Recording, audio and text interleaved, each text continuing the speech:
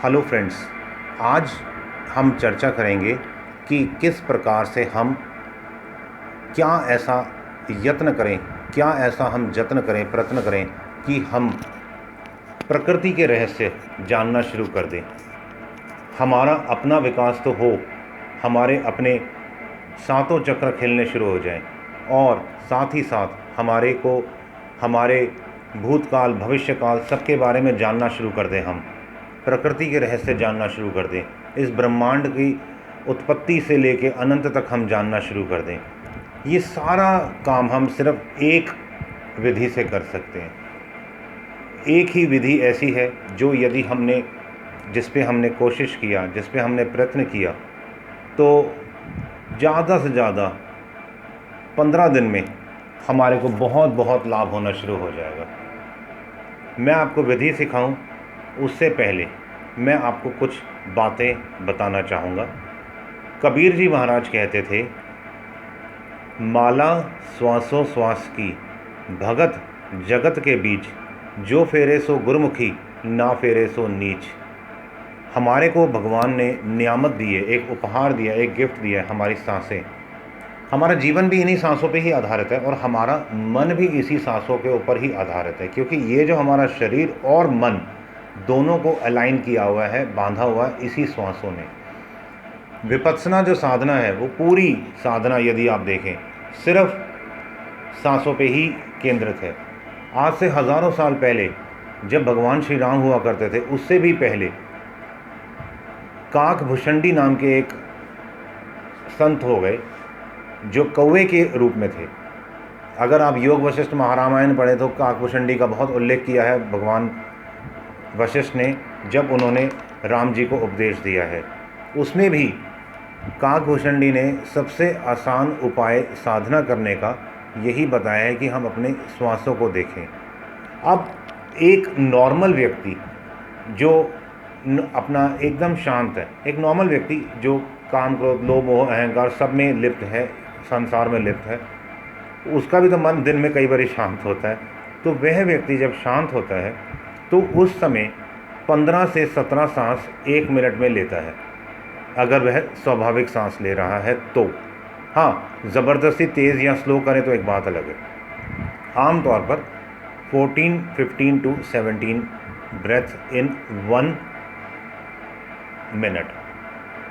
दूसरे दृष्टिकोण से देखें, जब पूरा शांत होता है मन, तो जो सांस का जो फोर्स होता है, जब सांस को बाहर छोड़ते हैं तो तकरीबन 12 उंगली बाहर हम सांस छोड़ते हैं। 12 उंगली इस तरह से, लंबा वाला नहीं, ऐसे जैसे मैंने आपको करके दिखाया। अब यदि कोई व्यक्ति चाहे विपत्सना करे, चाहे काकभूषणी के उपदेश के अनुसार करे, अथवा कबीर जी के अनुसार चले,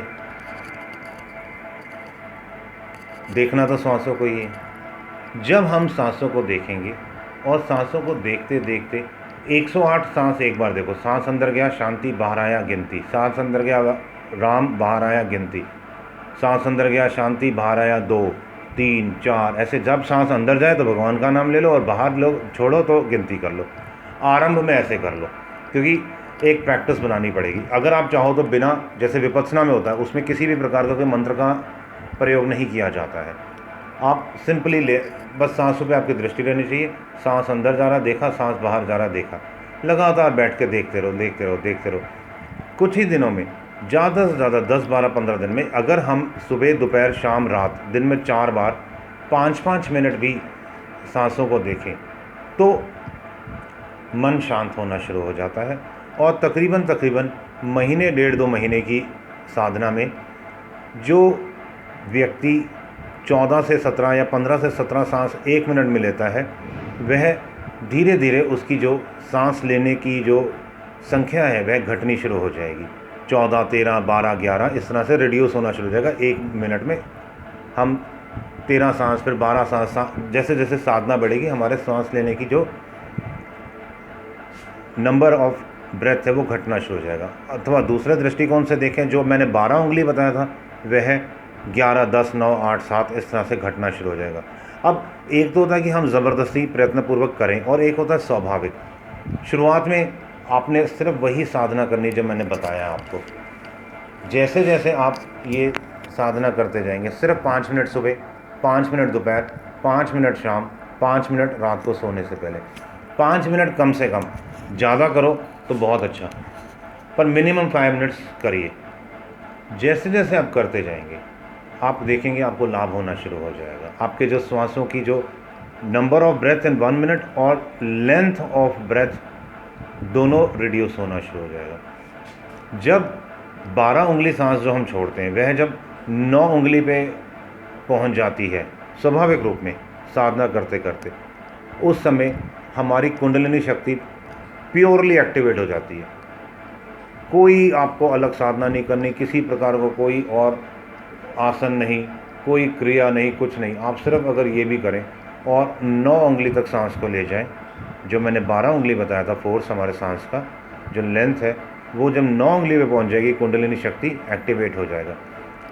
वैसे हर एक एक उंगली जब जब घटती है, अथवा दूसरे दृष्टिकोण से देखें, जब नंबर ऑफ ब्रेथ जैसे जैसे हमारा घटता जाएगा वैसे वैसे बहुत तरह की सिद्धियाँ, बहुत तरह की रिद्धियाँ आनी शुरू हो जाती हैं। रिद्धि सिद्धि के हम धनी हो जाएंगे। हम जब चाहें हम कविताएं लिखना शुरू कर देंगे, हम बहुत अच्छे आर्टिस्ट बन जाएंगे, बहुत अच्छे पेंटर बन जाएंगे। हम व्यक्ति सामने बैठा और बैठे बैठे उसकी हम ड्राइंग बना देंगे, स्केच बना देंगे। हम चाहे तो कार्टूनिस्ट बन जाएं, हम चाहे तो कवि बन जाएं, हम चाहे तो गज़ल गायक बन जाएं, हम बहुत सुंदर गाना शुरू कर देंगे अंदर से ही। देखिए, यथा पिंडे तथा ब्रह्मांडे, हमारा जो ये शरीर है, हमारा जो सूक्ष्म शरीर है, वह इस ब्रह्मांड का मॉडल है। जो पूरे ब्रह्मांड में वही हमारे शरीर में, जो सारी उस ब्रह्मांड में रहस्य हैं, जो उस ब्रह्मांड के शक्तियाँ हैं, वह सब हमारे इस शरीर में भी हैं। तो जैसे जैसे हम साधना करते जाएंगे हमारे सामने हर प्रकार के इस शरीर से रिलेटेड, हमारे अपने कर्मों के अनुसार जितने भी हमारे संस्कार हैं, सारे रहस्य खुलने शुरू हो जाएंगे। हम चाहें तो फिर हम पशु पक्षियों से बातें करना सकते हैं, हम चाहें तो उनकी हम हर संवेदना को समझ सकते हैं। हम यहाँ बैठे बैठे, अपने घर पे बैठे बैठे, पृथ्वी के किसी भी कोने पे किसी भी व्यक्ति को बिना सीखे हम टेलीपैथी से कोई मैसेज भेज सकते हैं। हम चाहें तो हिप्नोटाइज कर सकते हैं। जो भी आप सोच सकते हैं आप वह सब कर सकते हैं, सिर्फ ये साधना करने से। आप करेंगे तो लाभ होगा, नहीं करेंगे तो कोई लाभ नहीं होगा। वैसे सुन लिया है, बहुत अच्छा भी लगा होगा। अगर अच्छा लगा है तो वीडियो को लाइक कर देना, चैनल को सब्सक्राइब कर देना। किसी प्रकार का आपका कोई क्वेरी है तो कमेंट बॉक्स में पूछ लेना, और ज़्यादा से ज़्यादा वीडियो को व्हाट्सएप फेसबुक पे शेयर करना। All the best, God bless you all.